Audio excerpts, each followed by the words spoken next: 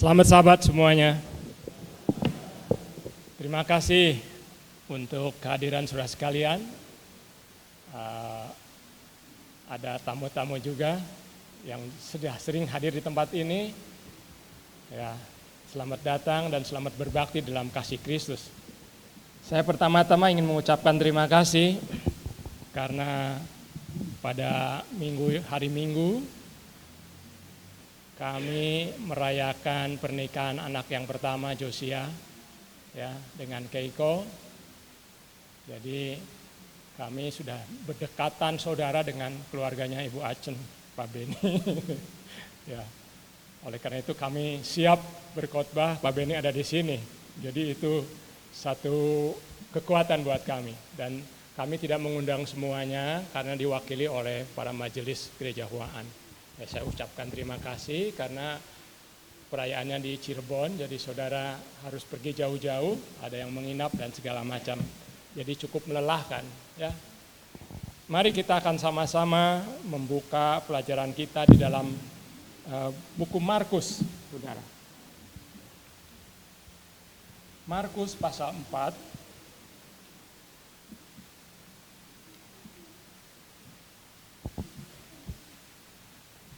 Markus pasal 4 ayat 35 kita 35 sampai 40. 41 ya. Saya akan bacakan perlahan-lahan. Judulnya adalah Angin Ribut Diredakan. Pada hari itu, waktu hari sudah petang, Yesus berkata kepada mereka, "Marilah kita bertolak ke seberang." Mereka meninggalkan orang banyak itu, lalu bertolak dan membawa Yesus beserta dengan mereka dalam perahu, di mana Yesus telah duduk dan perahu-perahu lain juga menyertai dia. 37. Lalu mengamuklah taufan yang sangat dahsyat, dan ombak menyembur masuk ke dalam perahu, sehingga perahu itu mulai penuh dengan air. Pada waktu itu Yesus sedang tidur di buritan di sebuah tilam. Maka murid-muridnya membangunkan dia dan berkata kepadanya, "Guru, engkau tidak peduli kalau kita binasa." Ia pun bangun, menghardik angin itu dan berkata kepada danau itu, "Diam, tenanglah." Lalu angin itu reda dan danau itu pun menjadi lebih teduh sekali. Lalu ia berkata kepada mereka, "Mengapa kamu begitu takut? Mengapa kamu tidak percaya?" Mereka menjadi sangat takut dan berkata seorang kepada yang lain, "Siapa gerangan orang ini sehingga angin dan danau pun taat kepadanya?" Saudaraku yang terkasih dalam Kristus, kita tahu bahwa Yesus itu melayani orang-orang, terutama orang-orang Yahudi dan orang-orang yang ada di sana. Dia menyampaikan kebenaran, menginjilin orang-orang, menyampaikan tentang kerajaan Allah. Ya, belum lagi dia harus menyampaikan kebenaran dengan orang-orang yang selalu berdebat. Orang-orang, terutama orang-orang Farisi dan Saduki ini. Selalu mencari-cari salah, ya, berdebat, berdiskusi dan segala macam. Jadi kehidupan Yesus itu sangat melelahkan sekali. Ya, dia sudah berkeliling ke kota-kota dan desa-desa. Jadi sebagai manusia, Yesus pasti merasa kelelahan. Dan dia seringkali juga kelaparan. Dan setelah lama di dalam berkeliling desa dan kota, dia sebenarnya pengen beristirahat. Dan tempat yang beristirahat itu hanya melewati danau Galilea. Karena di seberang sana itu lebih banyak orang-orang kafir yang hidup. Jadi tidak terlalu ramai. Dan itulah tempat di mana Yesus suka beristirahat di sana. Ya. Tetapi pada masa perjalanan memang danau Galilea ini sering sekali bergejolak. Kenapa? Karena danau ini kalau dilihat ensiklopedia 200 meter di bawah permukaan laut. Jadi kalau di atas sedikit permukaan laut aja panas. Ya. Kayak di daerah Cirebon, Semarang, Surabaya itu, atau di Pangandaran atau di Bali itu cuaca itu panas. Jadi cuaca dari bawah itu panas.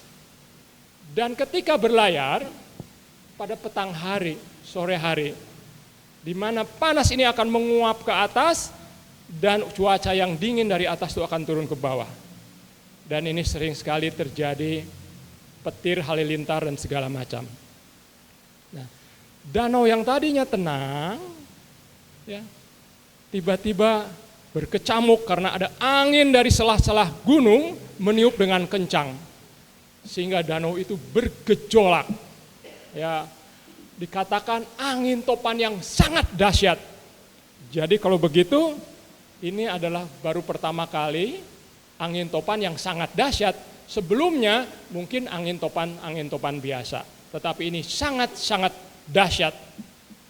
Sampai gelombang air itu naik ke atas perahu, dan perahu itu ditutupi air, hampir tenggelam.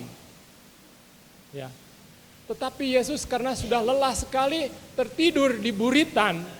Buritan itu di belakang kapal. Kapal itu kira-kira bisa menampung, kalau dari ensiklopedia ya, bahwa ada kapal-kapal yang bekas nelayan Galilea itu kira-kira 8 meter kali 8,2 meter.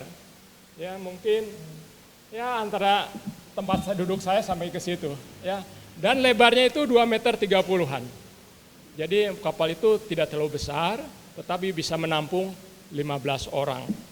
Yesus bersama murid-muridnya menyeberangi Danau Galilea. Saudaraku yang terkasih, tetapi di tengah danau itu kegelapan malam sudah meliputi karena mereka berangkat pada petang hari, sore hari. Ya. Dalam kegelapan malam, angin topan yang begitu dahsyat, paniklah semua murid-muridnya.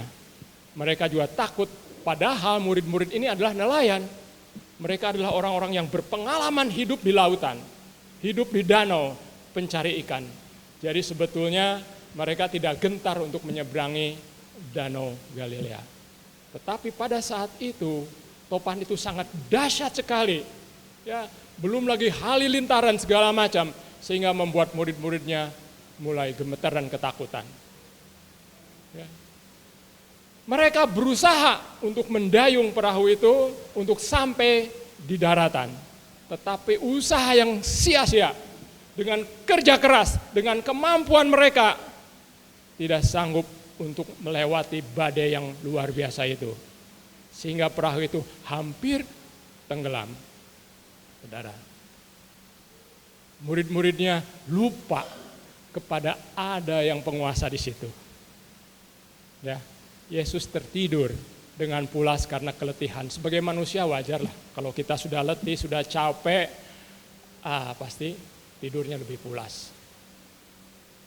Saudara, ketika halilintar itu bergelegar, di pojok belakang terlihat bahwa ada Yesus yang tidur. Mereka berteriak, "Tuhan, tolong kami." Tapi suara itu hampir tidak terdengar karena gelombang angin yang kencang itu menutupi suara mereka. Saya juga baca dari buku Ellen White tentang kerinduan segala zaman, hampir tidak terdengar karena suara yang dahsyat itu dari angin topan itu, sehingga suara mereka berteriak tidak dengar.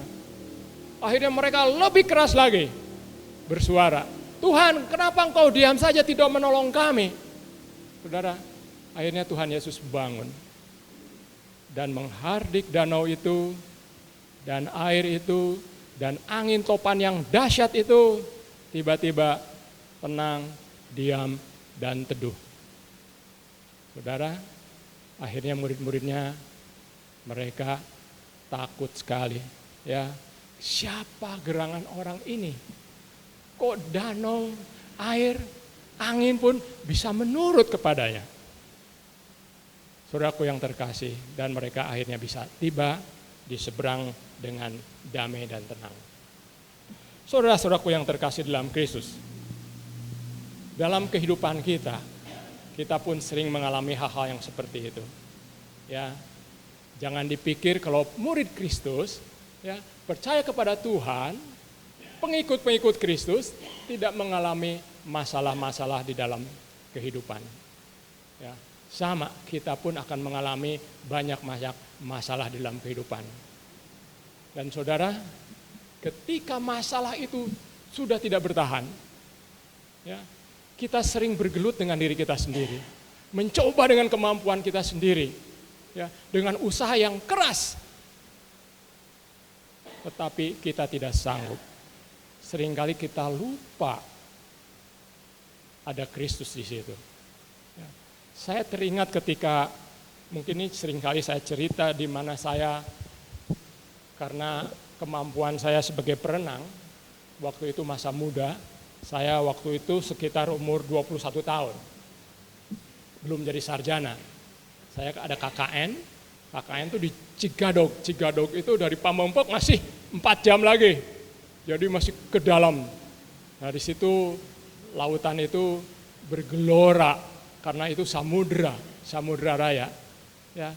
Tapi di antara karang-karang itu ada air yang tenang gitu ya, biru. Nah ini yang merangsang saya jadi ingin berenang. Tidak tahan kalau lihat air seperti itu. Dan saya sendirian, tidak ada orang di situ, satupun juga yang melihat saya. Dan sering kejadian, ada yang menjaring ikan di situ, menjaring itu dia jaring itu lari. Karena kalau enggak ke bawah ombak, jaring lari. Ada 2 orang yang meninggal pada saat itu. 1 minggu sebelum saya berenang. Ya. Karena saya merasa diri saya perenang, jangan takut, cebur aja. Tiba-tiba ombak yang dahsyat tuh menarik dengan kuat. Saya merasa seperti ada ditarik sama tambang di belakang, berusaha dengan keras. Ya, berjam-jam saya di situ. Saya biasa kalau berenang tuh berlatih tuh 5 km berenang. Buat saya sih biasa 5 km. Ya. Dan kalau saya berenang gaya kupu-kupu bisa 2 km, saya berenang kupu-kupu aja. Karena saya masih juara. Ya, masih juara perenang gaya kupu-kupu 200 meter. Tapi pada saat itu saya tidak sanggup untuk melawan ombak. Karena ketarik lagi. Jadi kira-kira 1,5 kilometer saya di tengah lautan. Dengan gelombang yang dahsyat. Wah itu kan samudra, mengerikan sekali. Ya, dengan ombak-ombak hampir setinggi pohon kelapa. Di situ saya terombang ambing. Saya lupa menggunakan kemampuan saya sendiri. Saya mau mati. Rasanya tuh udah pasti saya mati di sini, di lautan. Apalagi terkenal itu daerah selatan, Samudra Pamengpek itu ya, masih ke selatan itu terkenal sekali. Dan orang selalu punya, jangan pakai baju hijau ke situ. Ya, saya nggak percaya ya. Tapi saya waktu itu pakai kaos hijau, sendirian lagi, masih bujangan lagi. Waduh, ketarik ombak seperti itu. Saya tidak sanggup lagi sebagai seorang perenang, kemampuan diri. Jadi saya terbaring tidur karena kelelahan di laut. Kalau tertidur di laut itu pasti ngambang. Tapi saya nggak merem, ya, hanya berbaring kelelahan, ngambang aja. Saya berdoa, Tuhan tolong saya. Karena saya nggak mau mati, terus terang aja. Saya masih sehat, masih kuat, masih pemuda yang gagah ya. Nggak seperti sekarang, sudah beruban. Dulu gagah sekali. Besi pun saya angkat-angkat semua ya, berbaring. Tetapi Tuhan kasih ingatan pada saya, nah ini cara Tuhan tuh menolong itu tidak masuk akal. Alam jangan dilawan. Padahal itu pelajaran dari seorang guru agama muslim. Ngasih tahu waktu kelas 5 SD, kamu jangan melawan alam. Padahal mungkin cerita yang lain-lain, tapi saya diingatkan Tuhan, alam jangan dilawan. Jadi saya enggak melawan, ketika ombak menyeret saya diem aja. Ketika ombak pecah saya berenang. Bulak-balik, ada ombak yang sangat dahsyat, itu dari Tuhan. Saya terdorong ke pinggir dan saya kena karang-karang, karena itu memang karang semua. Saya robek-robek badan saya, tapi saya selamat. Saya pegang, saya merangkak sampai tujuan. Selamat. Cara Tuhan tidak mengerti. Saudara, kejadian tuh banyak hal yang menimpa saya dengan hal-hal yang ya tidak masuk akal.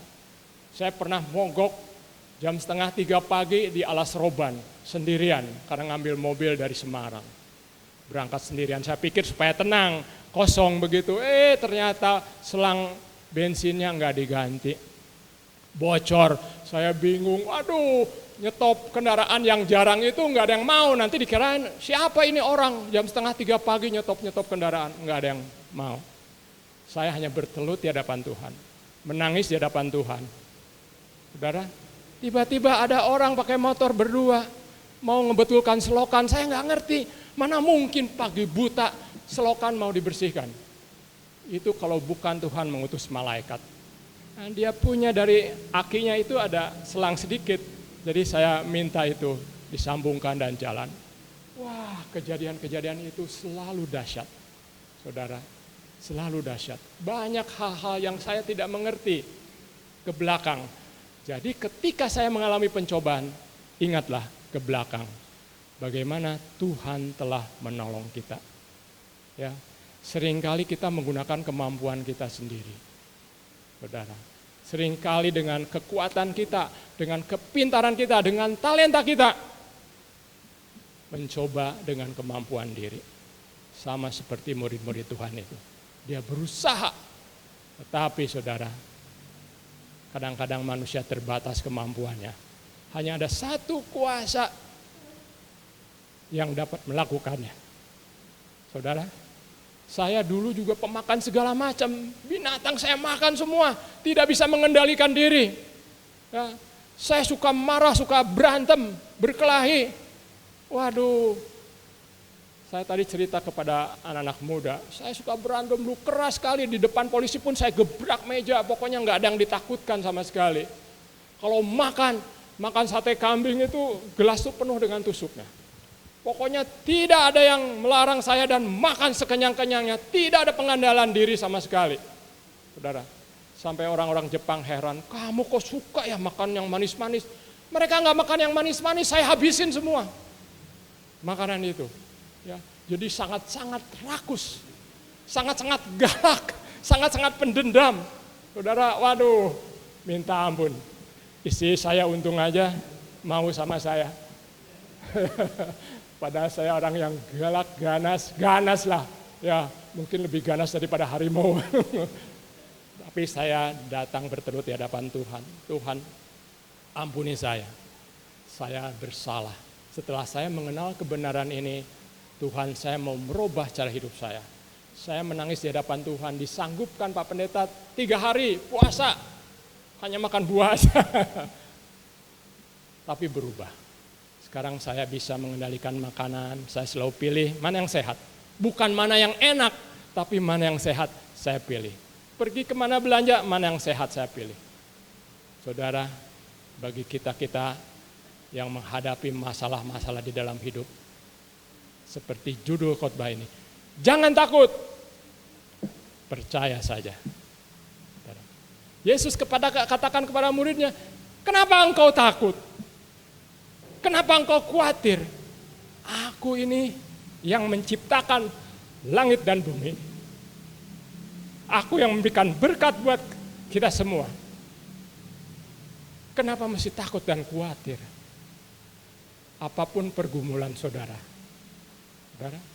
tidak ada yang mustahil.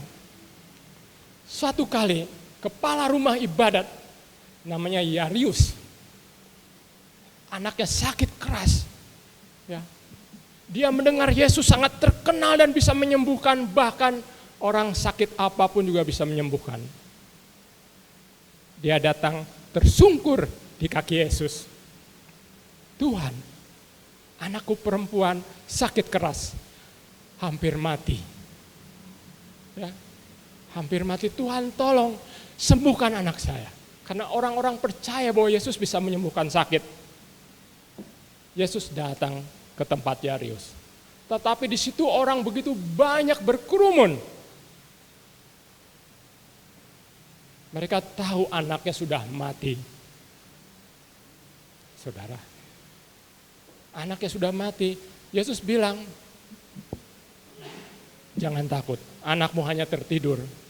Semua orang tertawa, karena anak sudah mati dibilang tertidur. Dan sesuatu yang tidak mungkin, sia-sia Tuhan Yesus datang ke sana. Tapi Tuhan bilang, jangan takut Yairus. Mari kita masuk ke dalam. Dan Tuhan menjamah anak itu dan akhirnya anak itu hidup, ya, dan diberi makan kedua orang tuanya. Saudaraku, adakah yang mustahil di depan Tuhan? Tidak ada. Kalau saudara mengalami masalah-masalah di dalam hidup, ya, badai yang dahsyat yang tidak bisa dikuasai, hanya datang tersungkur di kaki Yesus. Saya mengalami banyak hal dan saya mau duduk bertelut di hadapan Kristus. Saudara, Tuhan akan memberikan kemenangan. Kalau saudara berumah tangga tetapi seperahu dengan Kristus, tenang dan damai seperti danau itu teduh, damai, tenang. Kalau salah bekerja, ada Kristus dalam perahu kita, saudara akan jadi orang-orang yang sukses. Saudara, apapun yang kita lakukan, harus ada Kristus di situ. Ingat, selalu kepada Kristus. Jangan lupa, ya. Jangan takut, percaya. Tuhan memberkati kita sekalian. Amin.